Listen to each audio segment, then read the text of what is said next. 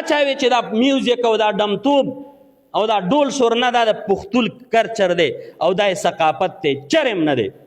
ایو پکې وی دا میوزیک چې دی دا ډمتوب چې دی وی دا د پښتون کلچر دی او د پښتون ثقافت دی.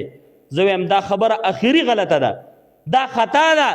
څوک چې پښتون ډم حسابوي دا پښتون نه دی، دا ډم دی. دته زه پښتون نشم ویلی. پښتانه څوک دی؟ ته تاریخ د پښتنو وګوره. پښتانه من حیث القوم مسلمانان دي.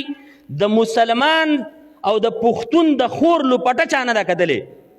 دغې ته زه پښتون نه وایم د چا خور چې په سټیج باندې ګډېږي او هلکانې پوندې ته ګوري او د دې لیچې ویني او د دې شونډې وریځې او اننګي ویني. دا پښتون نه دی، دا ډم دی. ډم دا د پښتون د قوم نه، د پښتون د کلچر او د ثقافت نه بهر سړی دی که هر څوک دی. دته پښتون نشم ویلی، دا ډم دی.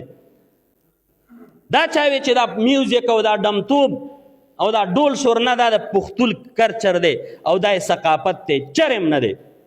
ومن الناس من یشتری لهو الحدیث لیضل عن سبیل الله. د دې باره کې قرآن کې الله آیاتونو کې ممانعت کړی.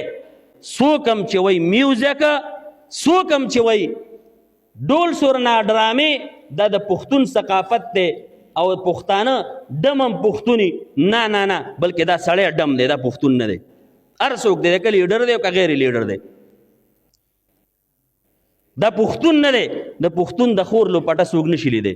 د هغه د پښتون د خور پوندې چا نه دي لیدلي او نه یې لاسونه او لیچې چا لیدلي او نه یې ویښته او شونډې چا لیدلي دي. د چا خور به په سټیج ګډېږي را به ځان ته پښتون وایي، دا بې غیرته.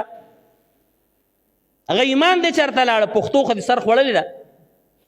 غیرت دې څه شو؟